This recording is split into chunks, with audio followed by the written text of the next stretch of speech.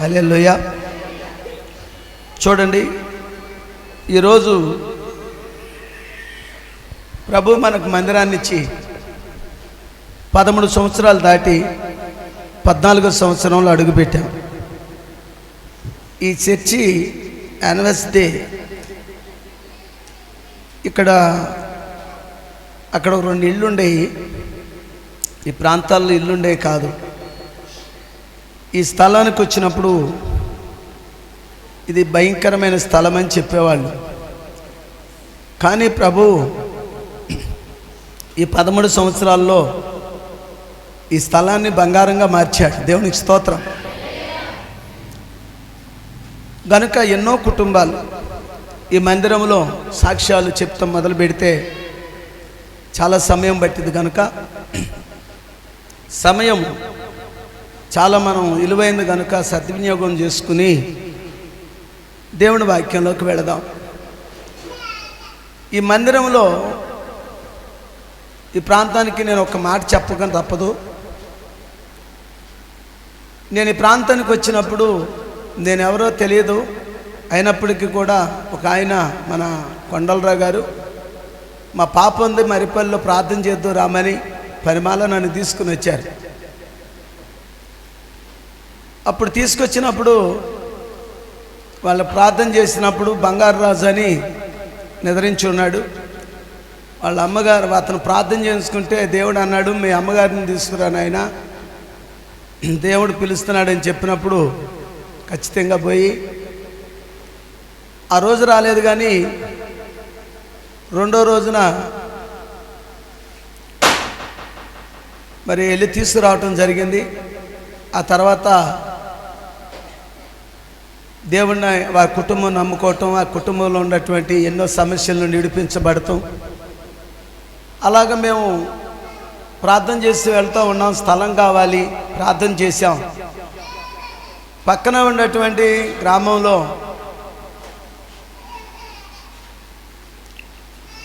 మరి స్థలాన్ని బేరం చేశాం. బేరం చేసినప్పుడు దేవుని యొక్క దర్శనంలో దేవుని యొక్క సన్నిధిలో దేవుడు అది కాదని చెప్పినప్పుడు ఈ ప్రాంతాన్ని చూపించినప్పుడు ఇంకా కొంచెం ముందు ఇంకోటి చూసాము. అది కూడా కాదని చెప్పినప్పుడు వెంకట్రావు మరి వాళ్ళని అడిగాను. వెంకట్రావు బండి ఎక్కి వస్తూ ఉంటే వాళ్ళ పాపకు కూడా బాగోలేదు. అప్పుడు ప్రార్థన చేయించుకున్నారు వాళ్ళు.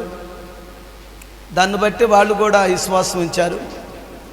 మందిరం కట్టాలి, స్థలం లేదయ్యా, ఇక్కడే దేవుడు చూపిస్తున్నాడంటే వాళ్ళ నాన్నగారిని అడిగి చెప్తానన్నారు. వాళ్ళ నాన్నగారు బాలయ్య గారు ఇస్తానని చెప్పారు. ఈ స్థలంలో మీకు ఎక్కడ కావాలంటే అక్కడ ఇస్తానని చెప్పారు. దేవునికి స్తోత్రం చెప్పండి. ఇక్కడ ఏముంటుంది అని అప్పట్లో చాలా తక్కువగా కొనుక్కున్నాము. ఈ మందిరంలో రేకులు వేసినప్పుడు మొత్తం సుడిగాలిలాగా వచ్చి ఈ షెడ్ మొత్తం వెళ్ళిపోయి ఆ పక్కన పామాయిల తోటలో పడిపోయింది. 42 రేకులు ఏమో మొత్తం వెళ్ళిపోయాయి.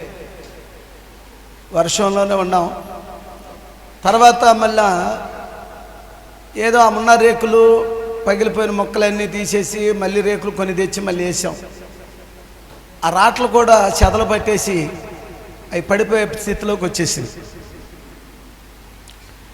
పడిపోయే స్థితిలోకి వచ్చినప్పుడు మేము ఆరాధిస్తూ ఉన్నప్పుడు పైనుంచి మట్టి పడేది.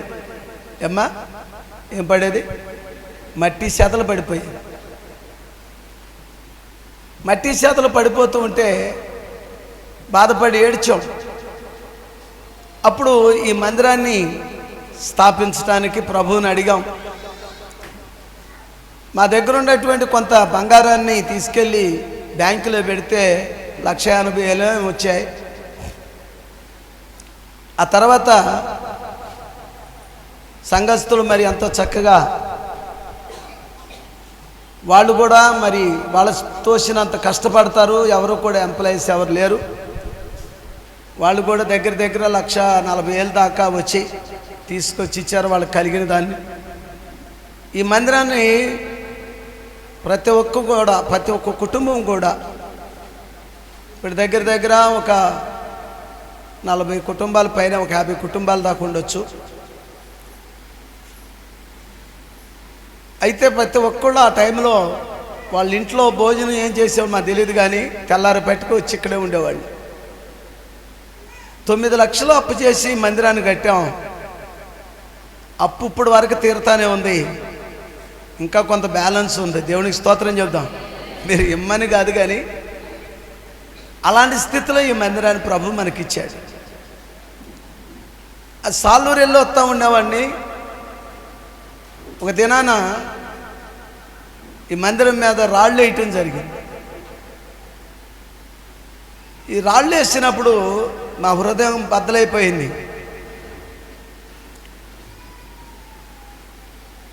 మనిషిని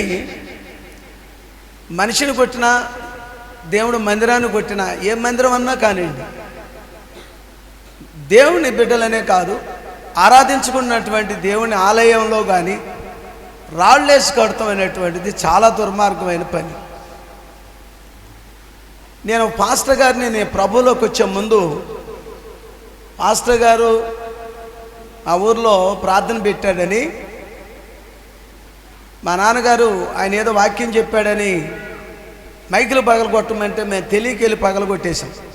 పాస్టర్ గారిని తోసేసాం. అక్కడ మొదలుకొని కృష్ణా జిల్లా సలపల్లి మండలం నడకుతురులో నేను జన్మించాను. ఇప్పుడు మన్యం జిల్లా మరి సాలూరు మండలం మరిపల్లి సాలూరులో సేవ చేస్తూ ఉన్నాను. యేసు ప్రభు నమ్మిన వాళ్ళన్నా యేసు ప్రభు అన్నా అని పడేది కాదు. కానీ ప్రభు చూడండి, మా కుటుంబాలన్నీ చల్లచెదురులు అయిపోయాయి. నెమ్మది లేదు, సంతోషం లేదు. బ్రతుకుతున్నామంటే బ్రతుకుతున్నారు ఇప్పటికి కూడా. అన్నీ ఉన్నాయి కానీ ఆ శాపం అనేది పోలేదు. ఒక దేవుని సేవకుని కానీ, దేవాలయాల మీద కానీ, దేవుని బిడ్డల మీద కానీ విరోధంగా లెగిస్తే దేవుడు వారికి విరోధంగా ఉంటాడని వాక్యం చెబుతుంది. నేను ఎందుకు ఈ మాట చెబుతానంటే, సేవకు చేయటానికి నాకు ఎలాంటి అర్హత లేదు, కానీ నా కుమారుడు ఒక్కడు కానీ ఒక ఆయన చనిపోయిన తర్వాత ప్రార్థన చేస్తూ ఒక విశ్వాసరాలు బ్రతికాడు. నాలో అప్పుడు మార్పు వచ్చింది. అది మొదలుకొని ఇప్పటికి 22 సంవత్సరాల దగ్గర నేను ప్రభువుని అంగీకరించాను. 15 సంవత్సరాల నుంచి నేను సేవ చేస్తూ ఉన్నాను ఈ ప్రాంతంలో. నాకు కలిగింది, నేను సంపాదించుకున్నది. ఇక్కడ భూములు కొందామని వచ్చాను. నాకు కలిగిన సమస్తం రూపాయి కూడా లేకుండా ప్రభు మందిరాలు కట్టి పరిచర్య చేస్తూ ప్రభు కొరకు ఆయన కృపలో బ్రతుకుతూ ఉన్నాం మా కుటుంబం. దేవునికి స్తోత్రం చెబుదామా. సంఘంలో ఉన్నటువంటి బిడ్డలు నన్ను ఎంతగా చూస్తారంటే, మరి సొంత తండ్రిలాగా తల్లిలాగా మరి పాస్టమ్ గారు కానీ, మమ్మల్ని కానీ, మా కుటుంబాన్ని కానీ, పిల్లలను కానీ ఎంతో ఆదరించబడతారు ఈ 2 సంఘాల ద్వారా. మాకెంతో సంతోషం, మాకెంతో ఆనందం. కారణం ఏంటి తెలుసా అండి? రక్త సంబంధాలకు స్వార్థం ఉంటుందేమో కానీ దేవుని పిల్లల్లో స్వార్థం ఉండదండి. మనసారా ప్రార్థన చేసేది వాళ్ళే, వారు ఏమీ కాదు, కానీ దేవుని సన్నిధిలో ప్రార్థన చేయటం అనేది గొప్ప విషయం. ఇలాంటి ప్రేమ నేను లోకంలో ఉన్నప్పుడు నేను ఎప్పుడు చూడలేదు. 26 సంవత్సరాలు నేను ఈ లోకంలో దేవుని ఆరాధిస్తూ ఉండేవాడిని. అలాంటి స్థితిలో నుండి ప్రభు నన్ను ప్రభువులోకి వచ్చిన తర్వాత 22 సంవత్సరాలు ఇప్పుడు వరకు నేను వెనక తిరిగి చూడకుండా దేవుడు ఈ స్థితికి తీసుకుని వచ్చారు. నేను ఎందుకు చెప్తానంటే, సాక్ష్యాన్ని కాపాడుకోవటం మానవుడు గొప్పతనం. చాలామంది మన ధనాన్ని కాపాడుకుంటాం, మరి గౌరవాన్ని కాపాడుకుంటూ ఉంటాం, మన శరీరాన్ని కాపాడుకుంటూ ఉంటాం, మన కలిగినటువంటి కులాన్ని కూడా కాపాడుకుంటూ ఉంటాం. కానీ దేవుడు వాక్యం చెప్తుంది, నీ సాక్ష్యాన్ని కాపాడుకోవాలి. వాక్యం ఏమంటుందంటే, ఎండి బంగారాలు ప్రభు మనకిచ్చే. చాలామంది నేను విన్నాను కూడా, నీకు గర్వం అండి, పాస్టర్ గారికి గర్వం ఉండేది. దేనికి గర్వమో తెలుసా? నా యేసయ్య నా అతిశయం. ధనవంతుడు మాట విసిరేస్తాడు, కులము కలిగిన వాడు లెక్క లేకుండా మాట్లాడతాడు. తన పాపినని ప్రభు దగ్గరకు వచ్చిన వాళ్ళు తగ్గించుకుని మాట్లాడతారు. వాడు లేనివాడైనా వాడి దగ్గర దొరికే ప్రేమలో ఎంత తృప్తి ఉందంటే అది మాటలతోనూ డబ్బులతో వెలకట్టేది కాదు. అది వాళ్ళ దగ్గరికి ఎందుకు అలాగే వెళ్తూ ఉంటారు, వాళ్ళు ఏమిస్తారు అని అంటారు చాలామంది. వాళ్ళు మంచి స్వస్థమైన చక్కగా ఎలాంటి కల్మిషం లేని ప్రేమను పంచుతారు. ఎప్పుడైనా ఒక రోజు వెళ్ళిపోవాల్సిన వాడివే, కానీ చివరికి మిగిలేది మంచి చెడే కదా. ప్రభు అంటాడు, క్రీస్తునందు మీరు రక్షించబడిన వారికి మరణం లేదని. మరణం లేనటువంటి జీవితాన్ని గడిపేది ఎవరైనా ఉన్నారు భూమి మీద అంటే ఒక క్రైస్తవుడే. చప్పట్లు కొడదామా? హల్లెలూయా. అది మనకు ప్రభు ఇచ్చాడు. ఇది ఎవరి వల్ల పొందుకున్నామంటే ప్రభు వల్ల మనం పొందుకున్నాం కనుక మనలో ఏమీ లేదు. ఒక ఇత్తనము గోధుమ గింజ అభివృద్ధి అయ్యి కంకి రావాలి అని అంటే భూమిలో పడిన గింజ కుళ్ళిపోవాలి, మట్టిలో కలిసిపోవాలి. అది దాంట్లో నుండి మొలకొచ్చి దాని నుండి అభివృద్ధి పొంది కంకి వచ్చి అనేకమైన గింజలు దాని నుండి రాల్చబడతాయి. గోధుమ గింజ చచ్చిపోతే కుళ్ళిపోతే అభివృద్ధి లేదు, ఆశీర్వాదం లేదు, దానికి ఘనత లేదు. క్రైస్తవుడు కూడా చనిపోయి బ్రతకాలి ప్రతిరోజు. చూడండి, నా దేవుని మందిరంలో ఒక మాట చెబుతారు ఆయన. యెషయా గ్రంథము 56వ అధ్యాయము 7వ వచనంలో మందిరాన్ని గురించి చెప్తాడు ఆయన. నా ప్రార్థనా మందిరంలో వారిని ఆనందింపచేసేదను, నేను వారిని ఆనందింపజేసేదను. నా బలిపీఠము మీద వారు అర్పించు దహన బలులను దేవునికి స్తోత్రం చెబుదామా? మరి గట్టిగా చెబుదామా? చూడండి, మందిరము, దేవుని మందిరము సమస్త జనులకు ప్రార్థనా మందిరం.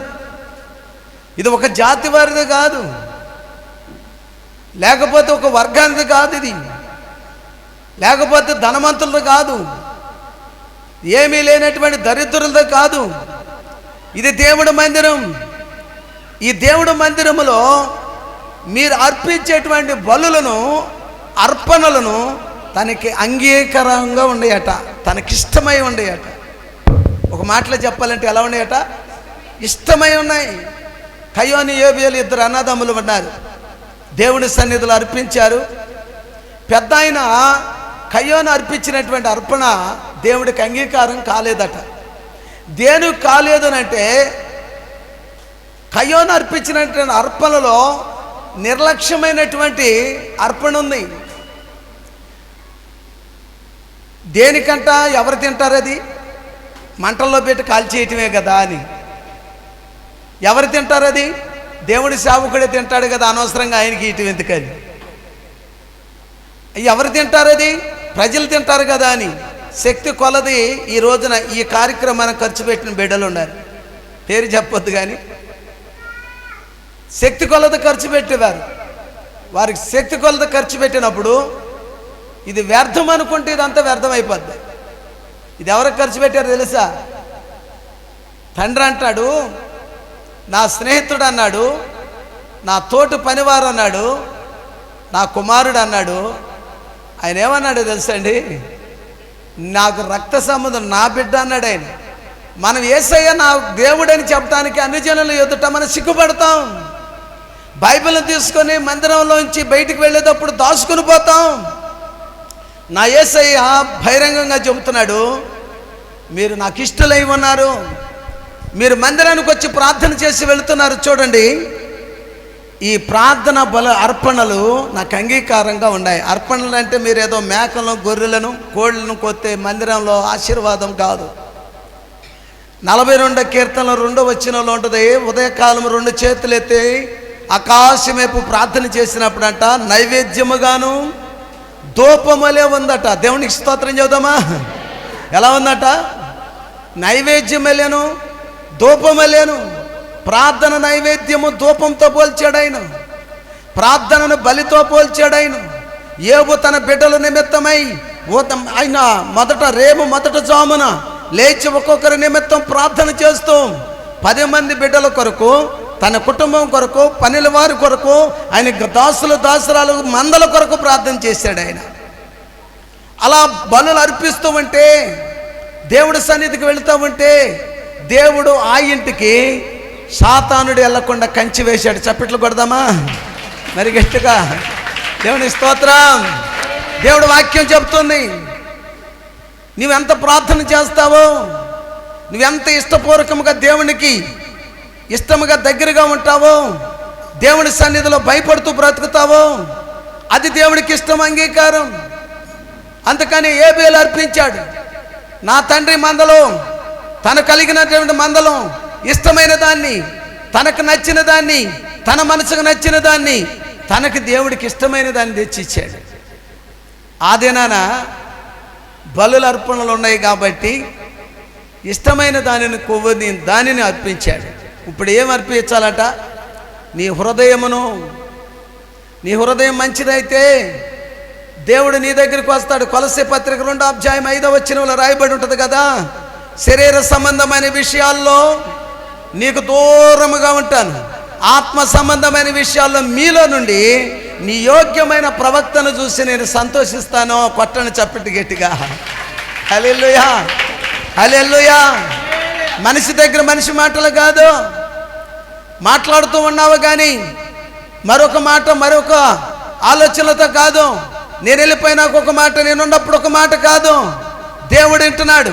నువ్వు కూర్చునుట, నుంచునుట, మాట్లాడుట, యెహోవా అనక మునిపే నీ మనసుని నేను ఎరుగు ఉన్నాను, నీ మనసుని ఎరుగు ఉన్నాను.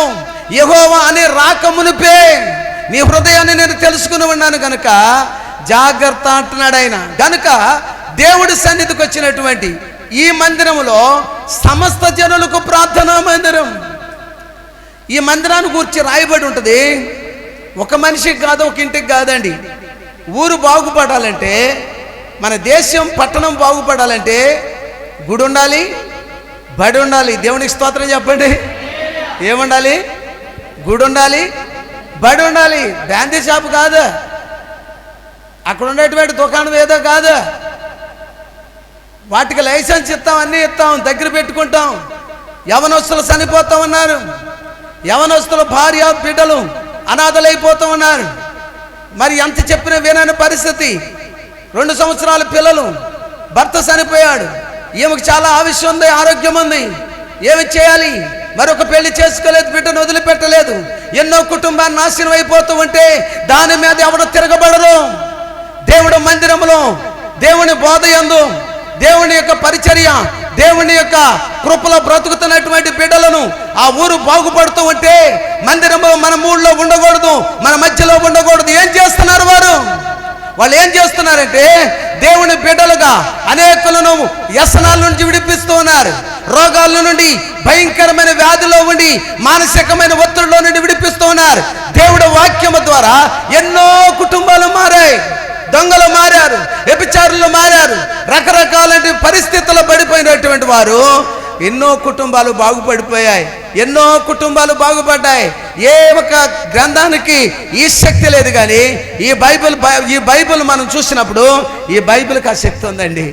నేను కూడా మారాను, పాస్టర్ను కొట్టాను, ఈ క్రైస్తవులను తిట్టాను.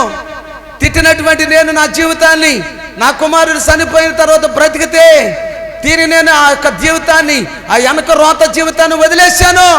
వాళ్ళు అంటారు నువ్వు ప్రభువుని నమ్మావు గనక నిన్ను ఎలివేస్తున్నాను అన్నారు. ఎవరు నమ్ముతారట? యేసయ్యను నమ్మాను గంట. యేసయ్యను నమ్మటం వల్ల నన్ను వెలివేశారట. అందుకని నేను అన్నాడు, యేసయ్య అంటున్నాడు, వాళ్ళు నీ వెలియటం కాదు. చుట్లు తాగేవాళ్ళు వెలియటం ఏంట్రా? సిగరెట్లు తాగేవాళ్ళు, మందు తాగేవాళ్ళు, వ్యభిచరించేవాళ్ళు, అన్యాయంగా తిరిగాడు, మోసం చేసేవాళ్ళు నిన్ను మార్చడం, నిన్ను వెలియటం కాదు కానీ వారిని వెలివేసి ఊరికి బయట చక్కగా సంతోషంగా బ్రతుకో. దేవునికి స్తోత్ర. కొట్ట గట్టిగా చప్పట్లు కొట్ట. ఈ రోజున ఒంటరైన వాడిని నన్ను 1000 మందిగా చేయబోతున్నాడు ఆయన. కారణం ఏంటో తెలుసా? ఆయన మీద ఆధారపడినటువంటి వ్యక్తి ఎప్పటికి సిగ్గుపడడు, సిగ్గుపడనీయడు. దేవునికి స్తోత్రం చెబుదామా? మరి గట్టిగా చెబుదామా?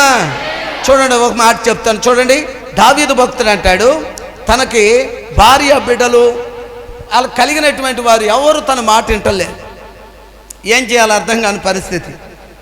లోకంలో బ్రతకలేడు, కుటుంబంలో కూర్చోలేడు, బయటికి వెళ్ళి ఎవరితో అయినా మాట్లాడలేడు. ఇలాంటి పరిస్థితుల్లో ఉన్నప్పుడు ఒకసారి అంటాడు ఆయన, నీ మందిరంలో ఒక వరం అడుగుతున్నాడట. నీ మందిరంలో నేను నివాసం చేయాలని కోరుకుంటున్నాను. ఎక్కడ ఉండాలని కోరుకుంటున్నాడట?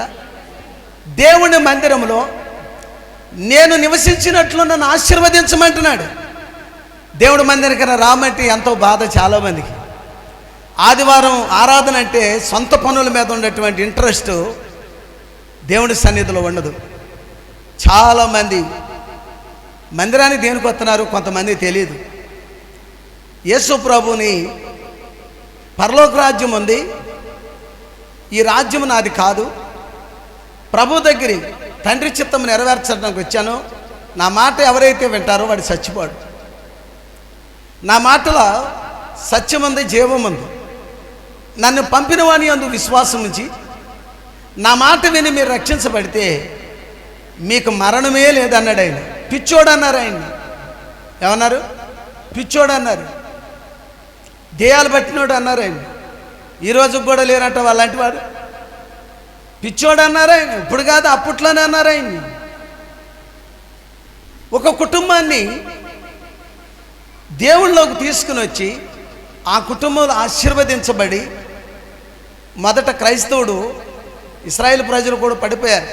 ఎలా పడిపోయారు తెలుసా? బానిసత్వంలో ఉన్నంత కాలం భయపడి బతికతి. ఏమండి? యజమానుడి కింద, ఫరో కింద 450 సంవత్సరాల దగ్గర బానిసగా బ్రతికి చచ్చిపోయారు. 4 తరాలు 5 తరాలు అయినప్పటికీ కూడా అక్కడైతే ఒదిగి బతికారు. ఈ బానిస సంఖ్యలు యేసయ్య మోషే ద్వారా తెంపుకుని తీసుకొచ్చినాక అరణ్యంలోకి వచ్చిన తర్వాత కట్టులు లేని ప్రజల వైపు తిరగబడ్డారట. నేను ఆశీర్వదించబడ్డాను, నాకు బాధ్యతలు ఏమై, నాకు అన్నీ ఉన్నాయి, నాకేం బాధ లేదనేటువంటి ధీమ. ఇశ్రాయేలు ప్రజలు, దేవుని పిల్లలు ఎక్కడ నాశనం అయిపోతున్నారో తెలుసా?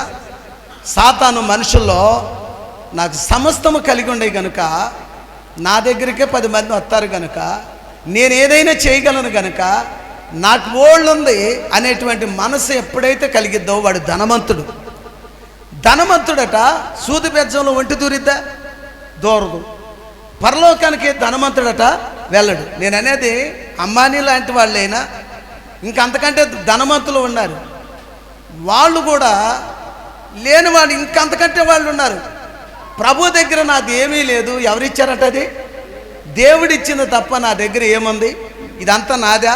ప్రభు ఎప్పుడు తీసుకెళ్తాడో ఎప్పుడు ఉండుతాడో నాకు తెలియదు కదా. ఆ దేవుడిచ్చిన కృపను బట్టి నేను బ్రతుకుతున్నానని తగ్గించుకున్నవాడట పరలోక రాజ్యం అతని దంట. దేవునికి స్తోత్రం. మరి గట్టిగా చెబుతామా? కనుక మనం మందిరానికి వచ్చేటప్పుడు దీనస్థితిలో వస్తాం, అనారోగ్యంతో వస్తాం, పీడించబడుతున్నటువంటి దురాత్మల చేత బాధపడుతూ వస్తాం. ఇడిపించబడిన తర్వాత కథ అన్నీ బాగుండాక, అన్నీ సమృద్ధిగా ఉన్న తర్వాత ఏమంటారు? ఖాళీ లేదంటారు. అంతకుముందు ఏమన్నారు? వ్యాపారం కోసం ప్రార్థన చేయండి, వ్యవసాయం కోసం ప్రార్థన చేయండి, పిల్లల చదువు కోసం ప్రార్థన చేయండి. సంఘంతో చేయించారు, సేవకులతో చేయించారు. అభివృద్ధి అయిన తర్వాత కథ పాట పాడటం, మాట మాట్లాడటం, వాక్యం చెప్పటం, కథ మనిషి బట్టలు కట్టుకోవటం, మరి మాట్లాడటం నేర్చుకున్న తర్వాత ఆటోమేటిక్గా ఏమవుతుంది అంటే ఒక రకమైన అతిశయం వస్తుంది. చర్చిలో 100 మంది ఉండా, 1000 మంది ఉండా, వాళ్ళందరిలో నా అంత పాటగాడు లేడు, ఆటగాడు లేడు. ఇది పెద్ద దెయ్యం అన్నమాట. ఈ దెయ్యాలతో చాలా జాగ్రత్తగా ఉండాలి. ఈ దెయ్యాలతో చాలా జాగ్రత్తగా ఉండాలి. నేను పాట పాడుతాను, నేను నవ్వాను అనుకో, ఎవడన్నా పక్కన నవ్వాడు అనుకో, మౌతు పారేసి పోతాడు ఎవడు. నేను పాట పాడేటప్పుడు నాకు పాట పాడతాం రాదు. నేను పాట పాడుతుంటే ముందు వెనక ముందు పాడుతూ ఉంటే ఆశ్రమ గారు వాళ్ళు, అయ్యా పాట బాగా పాడాలేదట రాని అయ్యా అని ఏడుతూ ఉంటే వీళ్ళందరూ నవ్వేవాళ్ళు. వీళ్ళు నవ్వుతున్నారో ఏడుతున్నారో నేను ఏం పట్టించుకోలే. అందుకనే నన్ను సేవకుడిని చేశాడు. దేవునికి స్తోత్రం చెబుదామా? మరి గట్టిగా చెబుదామా? సిగ్గుపడేవాడు పౌరుషానికి పోయి ఈడు నవ్వాడు, ఆడు ఎలిగాడను, ఈడు ఏడ్చాడని మందిరం మీద అలిగినవాడు దరిద్రుడు. వాడితో చాలా డేంజర్ అనమాట. ఎప్పటికైనా వాడితో కొంత కుటుంబానికి నాశనం, వాడికి నాశనమే, ఆడితో పాటు ఉండవాడికి కూడా నాశనమే. దావీదు చెప్తాడు, నేను దేవుడి మందిరం నివాసం ఉండాలంటే కుదిరిద్దండి? కుదరదు. అయినప్పటికీ రాజైనా, బాధ్యతలుండా, భార్య ఉండా, పిల్లలుండా, ప్రజలుండా, 40 దేశానికి అధికారి అయ్యుండా 52వ అధ్యాయంలోకి వచ్చినప్పుడు అంటాడు ఆయన 40 చూడండి 8వ వచనంలో, నేనైతే దేవుడి మందిరంలో పచ్చని ఒలీవ మొక్కలాగా ఉన్నాను. కొట్టని చప్పట్లు గట్టిగా. ఎలా ఉన్నాడంటే ఆయన పచ్చని ఒలీవ మొక్కలాగా ఉన్నాడు. ఆయన దేవుడు మందిరంలోను దీవింపబడాలి, పట్టణంలో దీవింపబడాలి, పొలంలో దీవింపబడాలి, నీ మేకల గొర్రెల మందలో దీవింపబడాలి, నీకు కలిగిన పశువుల మందలో దీవింపబడాలి, నీ పిండి పిసుక తొట్టి దీవింపబడాలి, నీ భార్య పిల్లలు కుటుంబము దీవింపబడాలి. గొడ్డు మోతది అనేది ఉండకూడదు నీ కుటుంబంలో. అది దేవుడు కోరుకుంటున్నాడు. పచ్చని ఒలీవ మొక్క అంటున్నాడు. సాక్ష్యం చెబుతున్నాడు ఆయన. మన సాక్ష్యాలు ఉంటాయి, కొంతమంది సాక్ష్యాలు. మన సాక్ష్యాలు అంటే కొన్ని సాక్ష్యాలు ఉంటాయి. నేను ప్రభువుని నమ్ముకున్నాను కాబట్టి మా ఇంటికి నెమ్మది లేదండి, ప్రభువుని నమ్ముకున్నాను కాబట్టి నా పిల్లల పెళ్ళిళ్ళు కావట్లేదు అంటున్నాడు ఒక ఆయన. కుటుంబం చల్లాచేతులై సత్యబ్రతికిపోయేటువంటి నీ కుటుంబం దేవుడు ఆశీర్వాదంగా తలగా నీ బిడ్డలు నిలబెడితే, దేవుడికి తెలియదా నీ బిడ్డలకు పెళ్లి చేయాలని, నీ బిడ్డలకు తెలియదా నీ కుటుంబాన్ని ఆశీర్వదించాలని, నీ బిడ్డలని దీవింపాలని, నీ గొర్రెల మేకల మందలను దీవింపాలని అని తెలీదా? తెలుసు ఆయనకి. నీ సాక్ష్యం బాగాల, నీ మాట తీరు బాగాల, నీ పద్ధతి బాగాల, అన్ని జనులు ఎదుట నువ్వు సాక్ష్యం చెప్పాల్సినటువంటి వ్యక్తి నిలబడి బలంగా సిగ్గుపడుతున్నావు చూడు దేవుని విషయంలో, అది దేవుడు చూస్తున్నాడు. రే పిరికి వాళ్ళకి పరలోక రాజ్యం లేదు. ఇవాళ 1 రేపు 2. బతికుంటే దేవుడిని ఆరాధిస్తాం, చచ్చిపోయినా దేవుడిని ఆరాధిస్తాం. దీని గురించి ఏముంది కదా? ఇదే మన ధైర్యం ఉండాలి. ప్రభువు చెప్తున్నాడు ఇక్కడ చూడండి. దావీదు భక్తుడు చెప్తాడు, నేనైతే దేవుడు మందిరం ఎలా ఉన్నాడంట. మీరు ఎలా ఉండారు చెప్పండి, గట్టిగా చెప్పండి. మీరు ఎలా ఉండారు? వినపడుతుందా? మీ మాట మీకు వినపడుతుందా? మీ మాట మీకు వినపడుతుందా? చెప్పండి గట్టిగా ఒకసారి. అందరూ ఉన్నారా? ఉన్నవాళ్ళ చేతులు ఎత్తండి. నాకు అట్లా మాట వినపడతలేదు కానీ. రైట్. దేవుడు మీ అందరిని ఇంకా దీవించును కాక. చూడండి ఇక్కడ 107వ కీర్తన 6-7 వచనాల్లో చూడండి. 8వ వచనంలో తీయండి, గబగబ తీయండి. వారు కష్టకాలమందు యెహోవాకు మొరపెట్టిరి. చూడండి, వారు కష్టకాలమందు యెహోవాకు మొరపెట్టిరి, ఆయన వారి ఆపదల్లో నుండి వారిని విడిపించెను. దేవునికి స్తోత్రం చెప్పండి. మట్టి గట్టి చెప్పండి రా. సంతోషంగా ఉన్నవాళ్ళు చెప్పండి. చూడమ్మా ఇప్పుడు చదువు తల్లి. వారి కష్టకాలమందు, ఎవరు కష్టకాలమందు? ఇశ్రాయేలు ప్రజలు కష్టకాలమందు యెహోవాకు మొరపెట్టిరి, ఆయన వారి ఆపదల్లో నుండి వారిని విడిపించెను. వారొక నివాసపురము చేరునట్లు, వారు నివాసముకు చేరినట్లు చక్కని త్రోవను వారిని నడిపించెను. ఆయన కృపను బట్టి ఆయన చేయు ఆశ్చర్య కార్యములు బట్టి ఆయన చేసిన ఆశ్చర్య కార్యములు బట్టి యెహోవాకు కృతజ్ఞతాస్తుతులు చెల్లించుదురు. దేవునికి స్తోత్రం చెప్దామా? గట్టిగా చెప్దామా? బానిసలైపోయినటువంటి ఇశ్రాయేలు ప్రజలు యెరూషలేముకు బయలుదేరుతూ ఉన్నారు. యెరూషలేము బయలుదేరుతూ ఉంటే యెరూషలేము యోర్దాను నది దగ్గరకు వచ్చినప్పుడు రాజుతో చెప్పారు బయలుదేరి వచ్చేటప్పుడు, రాజా నీకు పనివారు ఎవరైనా నీకు సెక్యూరిటీ కావాలా, మీకేమన్నా నేను చెప్పి అడిగితే దొంగలు ఉంటారు ఆ దినాల్లో. ఇప్పుడు కంటే గజ దొంగలు ఉన్నారు, అప్పుడు దొంగలు ఉండేవాళ్ళు. ఆ దొంగలకి ఏమైనా భయపడుతున్నావా, నీకేమైనా సెక్యూరిటీ కావాలని చెప్పి అడిగితే చల్లా చెదరులైపోయినటువంటి ఇశ్రాయేలు ప్రజలు దేవుడి మీద ఎంత నమ్మకమో చూడండి. వాళ్ళు అంటారు, రాజా మాకెవరు కాపలా వాళ్ళు అవసరం లేదు, దేవుడు హస్తం మా మీద భారముగా ఉంది, మా బిడ్డలకును మాకును మా ఆస్తికిను దేవుడు మాకు తోడుగా ఉంటునుగా. కానీ వాళ్ళు నమ్మి దేవుని స్తుతించారు. కొట్ట చప్పట్లు గట్టిగా హల్లెలూయా హల్లెలూయా. నది దగ్గరకు వచ్చి ఆగిపోయారు. 3 రోజులు ఉపవాసం ఉన్నారు. ఉపవాసం ఉండి ప్రార్థన చేస్తూ ఉన్నారు. అయ్యా మేము వెళ్ళవలసిన గమ్యానికి మా గృహాన్ని చేర్చండి అయ్యా మా పట్టణానికి చేర్చండి, యెరూషలేము మా దేవాలయానికి చేర్చండి అని ప్రార్థన చేసినప్పుడు వారు ఆ యొక్క ప్రార్థన ఆలకించిన దేవుడు వారి ప్రయాణం అంతటలో పిల్లలకు కానీ ఆస్తికి కానీ వారికి కానీ ఇంత కూడా డ్యామేజ్ అవ్వకుండా దేవుడు వారికి తోడుగా ఉండి హస్తము నిలబెట్టి నడిపించును. అందుకని వారు కృతజ్ఞతాస్తుతులు చెల్లిస్తూ ఉన్నారు. దేవుడు మందిరములో భోజనం అప్పుడు తింటున్నారు వాళ్ళు. ఈ రోజున ప్రభు మనకిచ్చినందుకు ఈ మందిరాన్ని కష్టకాలమందు కట్టుకోలేని స్థితిలో, చేసుకోలేని స్థితిలో, తినటానికి లేనటువంటి స్థితిలో దేవుడు మందిరానికి వచ్చినప్పుడు మనల్ని ఆశీర్వదించాడు ఆయన. దేవుడు ఈ రోజును దీవించాడు ఆయన. గనుకనే నువ్వెంత ఇస్తావు అని అడగకుండానే ఘనముగా దేవుడు జరిగిస్తున్నాడు. కొట్ట చప్పట్లు గట్టిగా, మరి గట్టిగా చెబుదామా? దేవుడు బిడ్డలను ఈ సంఘముని ఇంకా ఆశీర్వదించబోతూ ఉన్నాడు ఆయన. దేవుడు ఆశీర్వదించబోతూ ఉన్నాడు ఆయన.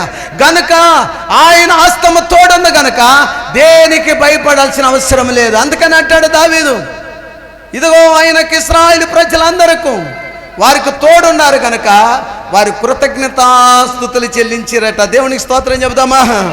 మరి గట్టిగా చెబుదామా?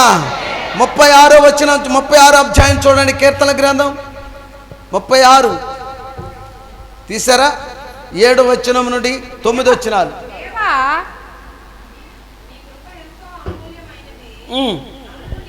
మౌతిచ్చే నీ మందిరం యొక్క సమృద్ధి వలన వారు సంతృప్తి నొందుచున్నారు. నీ ఆనంద ప్రవాహములోనిది నీవు వారికి త్రాగించుచున్నావు. నీ యొద్ద జీవపు ఓట కలదు. నీ దగ్గర జీవపు ఓట కలదు. నీ వెలుగును పొందియే మేము వెలుగు చూచుచున్నాం. కొట్టని గట్టిగా చప్పట్లో. హల్లెలూయా, హల్లెలూయా. పురుషులు ఎవరైనా చదవగలరా? మరి ఇంకొకళ్ళు ఎవరైనా చదవగలరా? ఇటు పక్కన ఎవరైనా?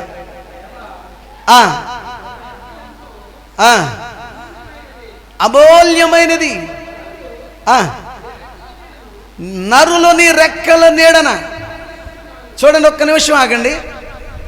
ఈ రోజున మనం ఇలా బతికుండా ఉన్నామంటే దేవుడు కృప అంట. నేను పోయిన ఆదివారం రోజు ఆరాధనకి నేను బయలుదేరాను ఇంట్లోంచి. షుగర్ నాకు 65 63కి వచ్చేసింది, పడిపోయింది. బీపీ కూడా డౌన్ అయిపోయింది. ఆ గదిలో నుండి ఇట్లా బయటకు వచ్చాను, ఒక అడుగేసాను. నాకు తెలియదు నేను పడిపోయాను, సురక తెలియదు. తమ్ముడు బయట ఎదురుగా ఉన్నాడు, మోత ఏంటో వచ్చింది. ఆయన చూసి నన్ను పట్టుకుని లేపుతుంటే కొంచెం బరువు ఉంది కాబట్టి లేకపోతున్నాను. కొంచెం లేపిన తర్వాత నాకు స్పృహ వచ్చింది. ఇంటికి తీసుకెళ్ళి అలా పడుకోబెట్టన్నాను. ఒక అరగంట పడుకున్న తర్వాత వీళ్ళని పిలిచాడంట, కానీ ఆడు కంగారులో ఉండి వాడికి మాట పిలుస్తున్నాడు కానీ పెద్ద బయటికి రావట్లేదు. మళ్ళీ ఒక అరగంట ఆగిన తర్వాత ఆ రోజున బల్లారాధన కదా, పోయిన ఆదివారం. ఆ బల్లారాధనకి సమయం అయిపోతుందని మళ్ళా లేచి ఆ రక్తం అది తుడుచుకొని బల్లారాధన కార్యక్రమాన్ని జయప్రదంగా జరిగించారు దేవుడు. హల్లెలూయా. ఈరోజు నేను ఆరాధన చేయలేనేమోనని పూర్వకాలం కంటే కూడా వంట అంతా చేశాం, ఆరాధన కూడా ఎక్కువ చేయించాడు. దేవుడికి స్తోత్రం చేద్దామా? ఆయన రెక్కల నీడనున్నాం కాబట్టి భయపడితే మనం బ్రతకలేం. నరులు ఎక్కడ ఉండాలి? దేవుడు రెక్కల నీడనుండాలి. దేవుణ్ణి ఆశ్రయించి ఉండాలి. దేవుణ్ణి పట్టుకుని ఉండాలి. మనుషులను ఆదరించి, మనుషులను పట్టుకొని, రాజులను నమ్మి, మనుషులను నమ్మి భ్రష్టులవద్దు. ఇర్మియా గ్రంథంలో చెప్పబడుతుంది కదా, 17:9లో మీ హృదయమును యెహోవా మీద నుండి, 5వ వచనంలో ఉంటుంది, మీ హృదయమును యెహోవా మీద తొలగించబడిన వాడు శాపగ్రస్తుడు. వాడు హృదయం అన్నిటికంటే మోసకరమైనది, అతి ఘోరమైన వ్యాధి కలదని గ్రహించవాడు ఎవడు? మీ హృదయాంతరంగములు పరిశోధించే దేవుడిని నేను అంటున్నాడు ఆయన. ఈరోజు నువ్వు గ్రహించాలి. దేవుడి సన్నిధికి వస్తూ ఉన్నావు. నువ్వు నరులని, బంధువులను, స్నేహితులను, నీకు ఉన్నటువంటి మనుషులను ఆన్లే పట్టుకుని ఏలబడుతున్నావేమో. నీ కార్యాలు జరగటం లేదేమో, ఇబ్బందులు ఎదురవుతున్నాయేమో, దేవుణ్ణి ఆశ్రయించు చూడు ఈరోజు. దేవునికి స్తోత్ర. మరి గట్టిగా చెబుదామా? ఆయన మాత్రమే చేయగలడు. ఆయన మాత్రమే చేయగలడు. మనుషుల మీద ఆధారపడాలి. మనుషుల మీదే మనం ఆధారపడితే అగ్ని మంటలో నుండి తప్పిస్తాడు ఆయన. షదకు మేజకు అబెద్నెగోలు వారు ముగ్గురిని తీసుకెళ్ళి నెబుకద్నెజరు ఎక్కడేసాడండి? అగ్నిగుండంలో వేసాడు. అంటున్నాడు, రాజా నీవు నిలబెట్టిన ఈ పతిముఖం మేము సాగిలపడము కానీ దేవుడి సన్నిధిలో దేవుడు మమ్మల్ని కాపాడపోయినా పర్వాలేదు కానీ ఈ అగ్నిలో కాలిపోతాము కానీ సాగిలపడమన్నాడు ఆయన. అలాంటి వ్యక్తి ముగ్గురిని కూడా మంటల్లో ఇసురు కొట్టారు. ఇసురు కొట్టిన వాళ్ళు కాలిపోయారు కానీ మంటల్లో ఉండవాడు కాలిపోలేదు, అగ్ని తాకలేదు. దేవునికి స్తోత్ర. మరి గట్టిగా చెబుదామా?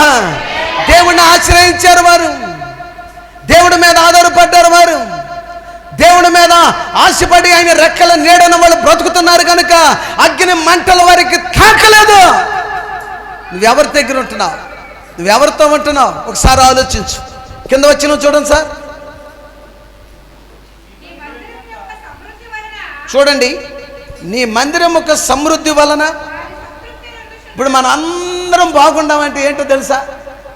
మీ పంటలు బాగా పండుతున్నాయి అంటే ఏంటో విషయం తెలుసా? మీకు కలిగిన ఏదైనా జీవాలు మరణంలో నుండి తప్పించబడి మీరు క్షేమంగా ఉండాలంటే ఎవరో తెలుసా?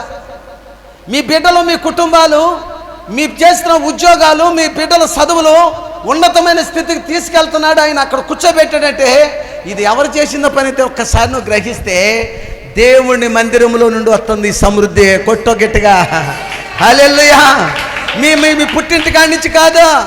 మా నాన్నగారు వెళ్తా 2 ప్లాట్లు రాసి వెళ్ళారు నాకు. మా అమ్మాయి చదువు డబ్బులు అవసరమని 2 సంవత్సరాల నుంచి బేరం పెట్టాను. నేను చెప్పిందేమో 10 చెప్తాడు, 5 రూపాయలకు అడుగుతున్నాడు. అది ఇవ్వలేక మింగలేక ఉన్నాను. అలాగే ఉండి నా జీవితాన్ని అలా నడిపిస్తూ ఉన్నాడు. దేవునికి స్తోత్రం చెబుదామా? మరి గట్టిగా చెబుదామా? వాళ్ళు ఇచ్చిన నాకు అక్కడికి రాలేదు. దేవుడికి నేను ఇచ్చాను. ఆయన అంటున్నాడు కదా, నాయన్ని నీయును నీ ఎన్ని నాయ అంటున్నాడు. నిజంగా ఆలోచించండి. దేశీ అందరి అంటే ఆయన ఎన్ని మనయేనా చెప్పాలి, గట్టిగా చెప్పాలా? మాట్లాడుతున్నారు ఆయన చూడండి. ఆయన ఎన్ని మనయే కాదా? అవసరం లేదా? అవసరం లేదంటే ఊరుకోండి. ఆయన ఎన్ని ఎవరి? గట్టిగా చెప్పారు. ఇప్పుడు చెప్పండి గట్టిగా. ఆయన ఎన్ని ఎవరి? మన ఎన్ని ఎవరి? మన ఎన్ని ఆయన ఇచ్చేద్దామని రేపొద్దున మనకి ఆయన ఏమివ్వగలవండి? మీరు అర్థం చేసుకోండి.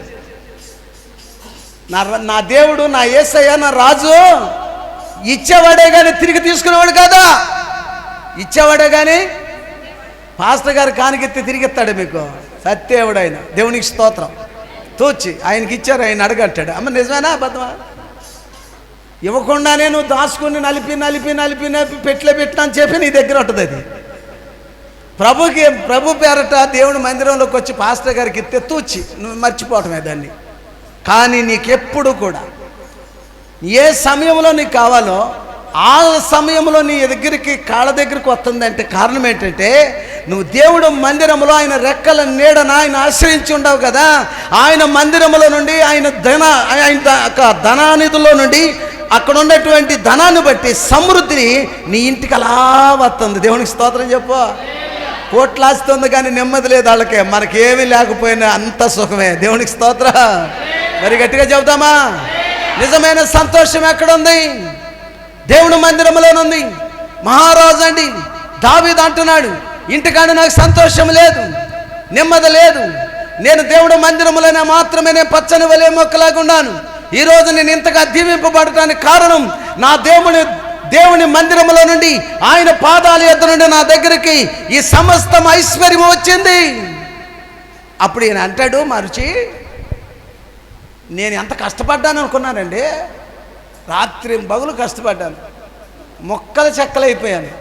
ఎంత ఎత్తాను అనుకున్నా ఈ సంసారాన్ని. ఇదంతా నా నెత్తిమే పెట్టి మోసాను. నీ పిండా కూడా ఏం కాదే. నేను మొన్న ఆదివారం రోజున మంచిగా ఇస్త్రీ బట్టలు వేసుకుని నీట్గా వచ్చాను. తుపక్కన పడిపోయి నల్లగా అయిపోయింది. నేను సిగ్గుపడకుండా చెబుతున్నా. మళ్ళీ దేవుడు ఏం చేసాడా? ఆ టైంలో కారు తీసుకొస్తానంటాడు ఒకడు. వాడు హాస్పిటల్కి వెళ్ళిపోదాం అంటాడు, ఎమర్జెన్సీగా కారు తీసుకొస్తాను అంటాడు. మరి నీకు దండం పెడతాను, నన్ను వదిలిపెట్టండి ఒక 5 నిమిషాలు అంట. నా ధ్యాస ఎక్కడుంది? నా దేవుడు మందిరంలో పని ఆగిపోతుందేమో. బలారాధన కార్యక్రమాన్ని బిడ్డలందరూ వైట్ బట్టలు వేసుకుని వచ్చారు, అయ్యో ఆశతో వచ్చారు. ఇది కార్యక్రమం ఆగకూడదని ఇదే బాధ, నాకు ఇదే తలంపు ఉంది. పడిపోయా, నాకు అక్కడ తగిలింది ఇక్కడ తగిలింది దెబ్బ అనుకుంటూ ఉన్నారేమో. ఎక్కడ తగలపోయినా నా యేసయ్య తోడుగా ఉన్నాడు కనుక మళ్ళా లేపి నిలబెట్టాడు. దేవునికి స్తోత్రం చెబుదామా? మరి గట్టిగా చెబుదామా? ఈ రోజున నీ బిడ్డలు ఆశీర్వదించబడ్డారంటే, నీ బిడ్డలు నిండు ఆంశగా ఉన్నారంటే, దీవింపబడుతున్నారంటే, మీ వ్యాపారాలు, మీ వ్యవసాయాలు, మీ కలిగిన సమస్తము చల్లగా ఉన్నాయంటే, లేకపోయినా సంతోషంగా బ్రతుకుతున్నారంటే కారణం మీ దేవుడి మందిరమును కట్టారు కదా, ఆ మందిరములో వస్తున్నటువంటి ఆశీర్వాదం ఇది. ఆయన దగ్గర నుండి వచ్చేస్తున్న దీవెనిది, సమృద్ధి ఆయనదే. మీరందరూ పచ్చగా ఉంటారు చూడు, మీరు మంచి బట్టలు కట్టుకొని ఖరీదు గల బళ్ళు కొనుక్కొని మీరు సంతోషంగా ఉంటున్నారు చూడు. ఇది ఎక్కడి నుంచి వస్తుందట? ఆయన మందిరములో నుంచి వస్తుంది. 8వ వచనం చూడు, మరొకసారి చదవండి. 9 నీ యొద్ద జీవపు ఓట కలదు, నీ ఎలుగును పొందియే. దేవునికి స్తోత్రం. ఇప్పుడు దేవుడి మందిరంలోకి వచ్చాం. దేవుడి మందిరంలోకి వచ్చినప్పుడు మనకు వెలుగు ఉన్నప్పుడు, అంత ముందర చీకట్లో ఉండేవాళ్ళం. చీకట్లో ఎలా ఉండేవాళ్ళం అంటే, తల్లి ఎవరో తెలియదు, చెల్లి ఎవరో తెలియదు, వరసవయ్యో తెలియదు, ఏ ఇంటికి పోతున్నామో తెలియదు, ఏ బజారుకి పోతున్నామో తెలియదు, ఏమి తాగుతున్నామో తెలియదు, ఏమి తింటున్నామో తెలియదు, ఎవరితో ఏం మాట్లాడుతున్నామో తెలియదు. నోటుకొచ్చిన పదాలని మాట్లాడుతూ నోట్లో ఏ చెత్త పడితే చెత్త వేసుకుని నవ్వులుతూ ఉండే జీవితాలు మనవి. దేవుడి ఎలుగులోకి వచ్చాం. చెడ్డదేదో మంచిదేదో అది ఏది మనం తినాలో తినకూడదు దేవుడు తెలియపరిచాడు కనుక ఎలుగులో నడుస్తూ ఉన్నాం. ఆ ఎలుగు ఎక్కడి నుండి వచ్చిందంటే, నా యేసరాజు దగ్గర నుంచి వచ్చింది. కొట్టు గట్టిగా యేసయ్యా. ఆయన వెలుగు మనం చూస్తూ ఉన్నాం, ప్రకాశిస్తూ ఉన్నాం. ఈ రోజున నువ్వు పరిశుద్ధురాలుగా పరిశుద్ధుడుగా బ్రతుకుతున్నావంటే కారణం దేవుడు నీకు వాక్యపు ఎలుగులో నడుస్తున్నావు కనుక. ఎక్కడ నడుస్తున్నావట? నీ వాక్యమును మన పాదములకు దీపమై ఉంది. ఈరోజు నువ్వు నడుస్తున్న త్రోవకి ఎలుగదే. అమ్మని ఎలా చూడాలో, నాన్నతో ఎలా మాట్లాడాలో, భార్యని ఎలా చూడాలో, భర్తను ఎలా చూడాలో, బిడ్డలు ఎలా పెంచాలో, నీ కుటుంబాన్ని ఎలా చక్కబెట్టుకోవాలో, ఒకప్పుడు నీకు స్థితి గతి తెలియనప్పుడు దేవునికి సన్నిధిలో ఆయన ఎలుగుతో నింపబడ్డావు కనుక నీవు ఆశీర్వదించబడ్డావు. దేవునికి స్తోత్రం చెబుతావా? మా పిల్లలు బుద్ధి కలిగిన వారండి, నా భర్త ఎంత బుద్ధి కలిగిన వాడండి, నా భార్య ఎంత బుద్ధి కలిగింది, జ్ఞానవంతురాలండి, గుణవతి అనే భార్య నాకు దొరికిందని నువ్వు సాక్ష్యం చెప్తున్నావు చూడు. అది ఎక్కడి నుండి వచ్చిందంటే దేవుని బైబిల్లో నుండి వచ్చిన వెలుగది. నా ఎలుగులో బ్రతుకుతున్న మనం, ఆయన మందిరంలో చూస్తున్న సమృద్ధి ద్వారా బ్రతుకుతున్న మనం, ఆయన ఆశ్రయించి ఆయన రెక్కల మధ్యలో మనం బ్రతుకుతున్న మనం ఆయన మాత్రమే ఆరాధించాలి. దేవునికి స్తోత్రం. ఎవరిని పడితే వాళ్ళని ఆరాధించకూడదండి వ్యర్థంగా. ఎవరిని పడితే వాళ్ళని ఆరాధించకూడదు. తెలియదు, ఒకప్పుడు మంచి ఏంటో తేడేంటో తెలియదు, పాపం ఏంటో పుణ్యం ఏంటో తెలియదు. వాడు అన్యాయం చేశాడు కనుక వాడిని అన్యాయం చేసి వాడిని ఎట్టైనా నాశనం చేయాలనుకునే వాళ్ళు ఒకప్పుడు. ఇప్పుడైతే ఏంటో తెలుసా? వాడి కోసం ప్రార్థన చేయాలి. ఇప్పుడైతే ప్రార్థన చేయాలి. అని సువార్త గారు అబ్బాయి బాగోలేదు, చాలా బాధ వేసింది నాకు కూడా. అందరూ ఇందరూ ప్రార్థన చేశారా లేదా? ఏంటి దీంట్లో మనకు లాభం? దేవుడు పెట్టిన భారం. ఆ ఇల్లు ఆ కుటుంబం ఏదో కాదు, ఎక్కడదో కాదు, అది నా రక్త సంబంధాలు, వాళ్ళు మనందరూ రక్త సంబంధాలు. వారి కొరకు మనం ప్రార్థన చేయాలి. నువ్వు అభివృద్ధి పొందుతుంటే, దీవెనకరంగా ఉంటుంటే దేవుడు సంతోషిస్తాడు. ఆయన మనుషుల మాటలు, అబద్ధాల మాటలు, ఇక్కడ మాటలు, అక్కడ లేని మాటలు చెబుతున్న మాటలు వినకండి. మీ జీవితాలు నాశనం అయిపోతాయి. సేవకుల మీద తిరగబడమాకండి, పతనానికి పోతాం. దేవుడు వాక్యం చెబుతుంది, ఆయన ఎలుగులో మనం బ్రతికినంత కాలం సేఫ్. ఇర్మియాతో చెబుతాడు, రే కుమ్మరవాణి చేతిలో మట్టి ఉన్నంత చేప మట్టికి సేఫ్. ఆ కుండ ఆ మట్టి చేతిలోంచి బయట పారవేయబడితే నిసారమైపోద్ది. ఆ మట్టి కాళ్ళ కింద వేసి తొక్కటానికి ఉపయోగపడింది. నీవు కూడా దేవుని మందిరంలో ఉన్నంతసేపు, నువ్వు బయటికి వెళ్ళకుండా దేవుడి మందిరంలో ఉన్నంతసేపు నీ కుటుంబం సేఫ్, మీరు సేఫ్.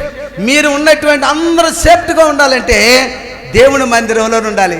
నేను కొన్నాళ్ళు వస్తాను, కొన్నాళ్ళు వెళ్ళిపోతాను, ఇక్కడ ఒక వేషం, అక్కడ ఒక వేషం, నాకెవరూ చెప్పకూడదు, నేను ఆటగాడిని పాటగాడిని. ఎవడరా చెప్పింది ఇది? ఎవరిచ్చారు ఇది? దేవుడు. ఆయన మాత్రమే కనపరచాలి. మనం ఎవరి కోసం సిగ్గుపడకూడదు. దేవుడు నీకు ఇచ్చిన కృపను ఏం చేయాలి? పట్టుకుని అభివృద్ధిపరచుకో. దేవుడు నిన్ను దీవించాడు కాబట్టి నువ్వు అభివృద్ధిపరచుకో. దేవుడు మాత్రమే కనపరచాలా. ఒకసారి ఆలోచించి ఇంకో మాట చెప్తే ముగిస్తాను, దగ్గరికి వచ్చేసింది. చూడండి 2వ దినవృత్తాంతంలో 6వ అధ్యాయము 32వ వచనం.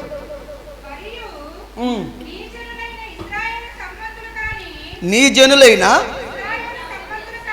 ఇశ్రాయేలు కాని అన్ని జనులు నీ ఘనమైన నామమును గూర్చి, నీ బాహుబలమును గూర్చి, సాచిన చేతులను గూర్చి వినిన వారై దూరదేశము నుండి వచ్చి ఈ మందిరము తట్టు తిరిగి విన్నపము చేసినప్పుడు నీ నివాస స్థలమును ఆకాశము నుండి నీవు వారి ప్రార్థన ఆలకించి నీ జనులు అయిన ఇశ్రాయేలును తెలుసుకున్నట్లు భూజనులందరూ నీ నామమును తెలుసుకున్నట్లు నీ యందు భయభక్తులు కలిగి నేను కట్టిన ఈ మందిరమును నీ పేరు పెట్టబడిన గ్రహించునట్లుగా ఆ అన్యులు నీకు మొరపెట్టిన దానిని నీవు దయచేదువుగాక. దేవుడు చక్కగా చెబుతూ ఉన్నాడు. ఇశ్రాయేలు ప్రజలు ఎదుటట నేను దేవుడిని నమ్ముకున్నాను, యేసు ప్రభు మా దేవుడే, యేసు ప్రభు మా పాకెట్లో ఉన్నాడు, యేసు ప్రభు మా ఇంటి ముందు ఉన్నాడు, యేసు ప్రభు శిలువ పైన ఉంది, నా ఎదురుగా చూస్తేనేమో దేవుడు వాక్యం ఉంది, ఎదురుగా చూస్తే యేసు ప్రభు ఫోటో ఉంది, మేము ఏది ప్రార్థన చేస్తే అది అయ్యుద్దని భ్రమలో బ్రతుకుతున్నారు ఇశ్రాయేలు ప్రజలు. సొలొమోను చెబుతూ ఉన్నాడు, నీ జనులు కాని వారు మందిరానికి వస్తారు. వారు ఎవరంటే అన్ని జనులు, దేవుణ్ణి ఎరగని ప్రజలు. వారు వచ్చి ఏ కష్టం ఉందో, ఏ సమస్య ఉందో, ఏ అనారోగ్యం ఉందో వాళ్ళు నీ దగ్గరకు వచ్చి మొరపెట్టినప్పుడు వాళ్ళ ప్రార్థన అంగీకరించయ్యా. వాళ్ళ ప్రార్థన అంగీకరించి వారికి ఏది అవసరమైందో మీరు అవసరాలు తీర్చండి.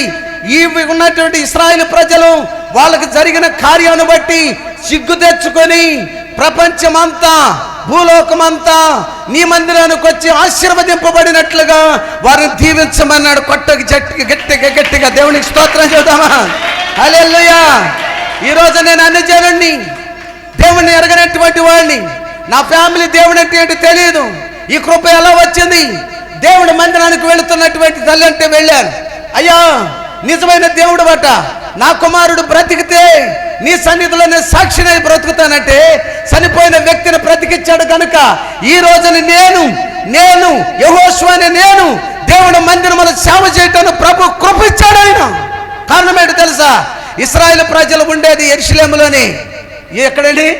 ఇశ్రాయేలు ప్రజలు, ఇశ్రాయేలు ఉండేటటువంటి యెరూషలేములోనే, యూదులు ఉండేది అక్కడే, ఇశ్రాయేలు ప్రజలు ఉండేది అక్కడే. ఈ రోజు నా కృప మనకు కూడా వచ్చేసింది. కొట్టు గట్టి చప్పిట్లో మరి గట్టిగా కట్టండి. సొలొమోను ప్రార్థన చేశాడు, ఆయన మందిరం కట్టిన ప్రార్థన చేశాడు. ఇక్కడ మందిరం కట్టింది దేవుని నమ్మినటువంటి బిడ్డలకే కాదు, నమ్మనటువంటి బిడ్డలు ఎందరో పట్టణంలో ఉన్నారు, వెళుతూ పోతూ ఉన్నారు, అనేకమైన గ్రామాల నుంచి వస్తూ ఉన్నారు. ఎవరైనా మందిరం వైపు ముఖం చూసి వారి గుండెలకు అద్దుకొని యేసయ్యా నేను వెళుతున్న పని పాటల్లో నువ్వు తోడుగా ఉంటే నీవు నిజమైన దేవుడు అని నమ్ముకుంటానని వారు అంటే దేవుడు వారికి కార్యాన్ని చేసి దేవుడి సన్నిధిలో సాక్ష్యం చెప్పినట్టుగా ఆ కుటుంబాన్ని ప్రభు దగ్గరికి తీసుకుని వస్తున్నాడు. దేవునికి స్తోత్రం చెప్దామా? అందుకని ఎవరు ఆపలేకపోతూ ఉన్నారు. ఎవరును ఎంతో మంది లేచారు దేవుని సువార్త ఆపాలని, దేవుని మందిరాలు పడగొట్టాలని అనేకమైనటివి చేస్తూ ఉన్న ఆగిపోవటానికి కారణం సొలొమోను ప్రార్థన చేశాడు. ఈ మందిరంలో శక్తి ఉంది, ఈ మందిరంలో బలం ఉంది, ఈ మందిరంలో దేవుడు ఆత్మ ఉంది. ఈ మందిరము తట్టును ఎవరైతే తిరిగి ప్రార్థన చేస్తారో వారు ఖచ్చితంగా దీవింపబడతారో. ఒక దేవుని నమ్మిన వారే కాదు, నమ్మనటువంటి బిడ్డలు ఎత్తుకోండి అయ్యా. నమ్మనటువంటి బిడ్డలు, ప్రభువును నమ్మనటువంటి బిడ్డలు ఎంత కష్టంతో వచ్చి ఆ శవాన్ని తీసుకొచ్చి అక్కడ పెట్టినా లేచి వెళ్ళిపోయిన కుటుంబాలు ఉన్నాయి. ఈ పరిచర్య ఇంతగా ఆశీర్వదించబడటానికి తక్కువ సమయంలో ఎంతమంది అండి మన ఊర్లో చచ్చిపోయాడని బయట పెట్టేస్తే బ్రతికారు. కారణం ఏంటి తెలుసా? వారి దేవుడు తెలుసా అసలు వాళ్ళకి? యేసు ప్రభు తెలుసా వాళ్ళకి? నన్ను వెళ్తే ఆ ప్రకటనలో ఏమంటారు తెలుసా? యేసయ్య వచ్చాడమ్మా మీ ఇంటికే. ఎవరు వచ్చారట? యేసయ్య వచ్చాడు. పాస్టర్ గారు వచ్చారు అనరా. యేసయ్య అర్థం ఏంటరా? నీకు దాన్ని నన్ను అట్ట అనమాకండి. ఆయన దాసుడిని నేను తెలియదు కదా, మీరే నా చెప్పండి అమ్మా. ఎందుకంటారో తెలుసా? ఆ ప్రార్థన బలంతో కుటుంబం రక్షించబడింది. ఆ ప్రార్థనే ఈ రోజున ఈ మందిరం కట్టింది మనమందరం ఉండటానికి కాదండి. ఇలాంటి వారు వందల సంఖ్యలో ఉండాలా, ఇంకా మందలుగా రావాలా మన దేవుడి మందిరానికి. తన బిడ్డలు వీళ్ళందరూ దేవుని బిడ్డలంటే గొర్రెలను మేకలను ఒంట్లను గాడిదలనో కాదురా బాబు. దాన్ని అలా పోల్చాడు. అవి మంచి స్వభావం కలిగినవి అని పోల్చాడు. దేవుని పిల్లలట ఆకాశ నక్షత్రం వల్లే జ్యోతులు వెళ్ళి వెలిగించబడుతున్నటువంటి దేవదూతలట. దేవునికి స్తోత్రం. దేవదూతలకు లేని మహాభాగ్యాన్ని దేవుడు పిల్లలకి ఇచ్చాడు ఆయన. అందుకని అంటున్నాడు ఆయన, దేవుడు మందిరము ఒక జాతి వారిది కాదు, ఒక మతస్థులది కాదు, ఒకరిది కాదు. ఇది సమస్త జనులకు ప్రార్థనా మందిరం. ఇది దేవుణ్ణి ఎరిగినా ఎరగకపోయినా ఇది కూడా నీ మందిరమే. నువ్వు వద్దనుకున్నా కాదనుకున్నా నీకు అసహ్యమైన ఈ మందిరం నీదేనని దేవుడు వాక్యం చెబుతోంది. దేవుడు వాక్యం చెబుతుంది, నీ కుటుంబాన్ని ఆదరించడానికే మందిరం ఆయన కట్టాడు ఇక్కడ. దేవునికి స్తోత్రం. ఎప్పటికైనా నిన్ను ఆదరించబడుద్ది. మనం ఎప్పుడైనా ఊహించామా ప్రభు మందిరంలో ఇలా కూర్చుంటామని? ఎప్పుడైనా ఆయన రెక్కల నీడని ఇలా కూర్చొని ఆయన మాటలు వింటామని ఎప్పుడైనా అనుకున్నావా? ఊహించలేనటువంటిది, అద్భుతమైనటువంటి ఆశ్చర్యకార్యాన్ని ప్రభు మన పక్షాన్ని చేశాడు. అందుకని ఆయన రెక్కల నీడకు వచ్చాం. మీరు సాక్షులై ఉండాలి. మిమ్మల్ని బట్టి పట్టణంలో విశ్వాసం ఉంచి అంట అన్ని జనులు వచ్చి ప్రార్థన చేసుకుని రక్షించబడాలట. దేవుడు కోరుకుంటున్నది అది. ఎన్ని బంగారాలు మీరు ఏం తేవవసరం మందిరానికి. మీరేదో కానుకలో దర్శన భాగాలు మీరు కుప్పలుగా అంత తెచ్చినప్పటికీ కూడా మీ సాక్ష్యాన్ని కాపాడుకోవాలి. అవన్నీ నీతి కార్యాలే.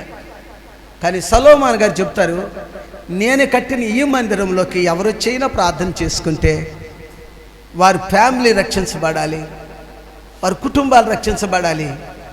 ఆ యెరూషలేములో కట్టిన మందిరం ప్రపంచమంతా కట్టబడుతుంది. ఈ మందిరం కూడా యెరూషలేములో ఒక భాగమే. దేవునికి స్తోత్రం. ఈ మందిరం ఎక్కడదట? యెరూషలేములో భాగమే. ఈ యొక్క ఉన్నటువంటి సంఘాలని సార్వత సంఘం ఒకే సంఘం అయిపోద్ది. మా డిమానేషన్ ఇదండి, మా మినిస్ట్రీ ఇదండి అని చెప్పుకుంటాం. మనం ఈ పరలోకం తీసుకుని వెళ్ళాం. పాస్టర్ గారు మిమ్మల్ని పరలోకం తీసుకుని వెళ్దాం. విశ్వాసి నన్ను తీసుకుని వెళ్ళరు. మళ్ళందరూ తీసుకెళ్ళేది పరలోకంలో ఉన్న యేసయ్యే. ఆయన మాటను బట్టి నడవాలి. నేనే సత్యమును జీవమును మార్గమే ఉన్నాం. ఆయన ద్వారా తప్ప మనం ఎవరి ద్వారా? ఎవరైనా నేను తీసుకెళ్తానంటే భ్రమ పెడుతున్న దురాత్మ అది. జాగ్రత్తగా ఉండండి. యేసయ్య మనల్ని తీసుకెళ్ళాలి. వాక్యం ఎవరు చెప్పినా ఏనండి. నేనే అన్నీ అన్నాడంటే వాడిని తీసుకెళ్ళి కాటా వేసి మనకు అవసరం లేదు. ఎవరున్నారు అక్కడ రండి నేనున్నాను అని అన్నాడు అనుకోండి, ఆయన కూడా కాటా వేసేయండి. మనలో ఏమీ లేదు. ఎవరున్నారట? యేసయ్యలో ఉన్నాడు. అందుకని మందిరము ఉత్త గోళ్ళు అనుకోమాకండి. ఈ మందిరంలో దేవుడు ఆత్మ ఉంటుంది. ఆత్మ ఎక్కడుందో చూడండి. మరొక మాట చెప్తే ముగిచ్చేస్తాను. 2వ కొరింథీయులు 7వ అధ్యాయం చూడండి అమ్మ. 7వ అధ్యాయం 1వ వచనం నుండి 3వ వచనం.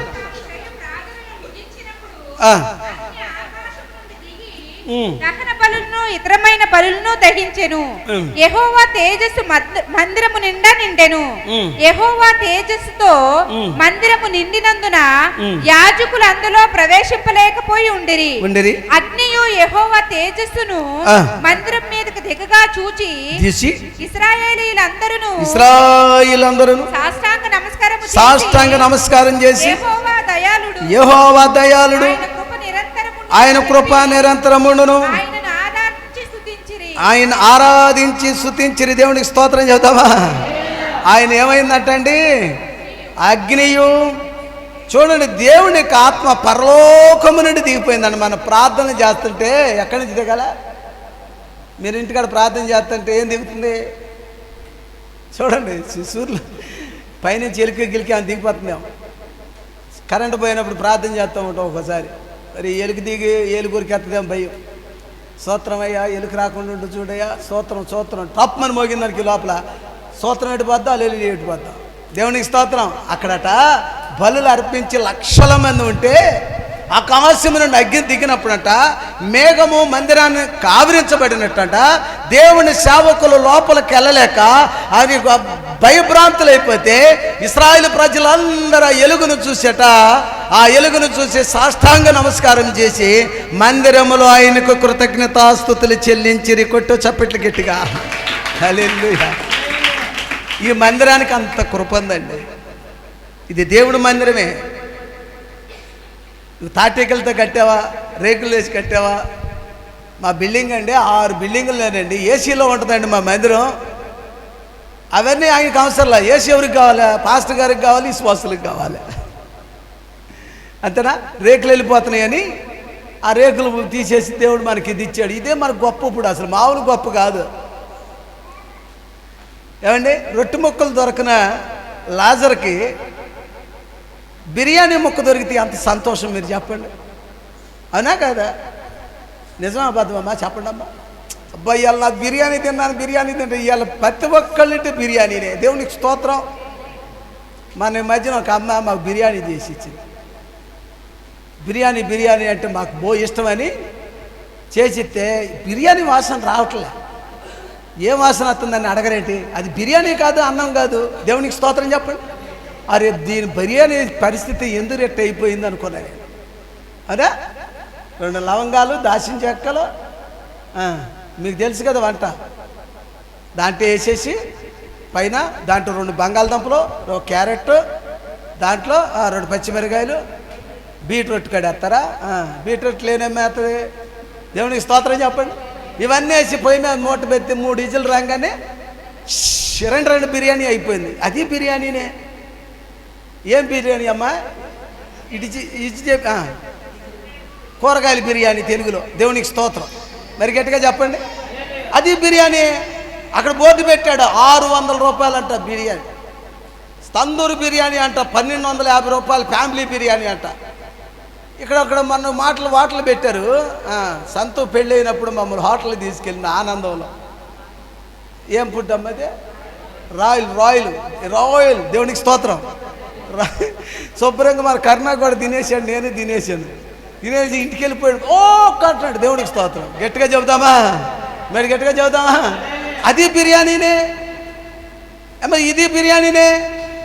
ఇవాళ దేవుడు ఉండి పెట్టాడు మనకి. ఇది బిర్యానీనే. అర్థమవుతుందా?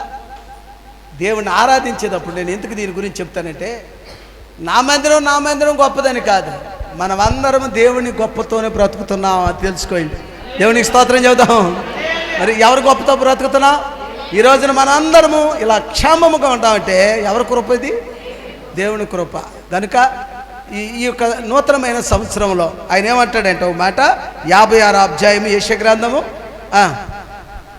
సోదరుడు గారు,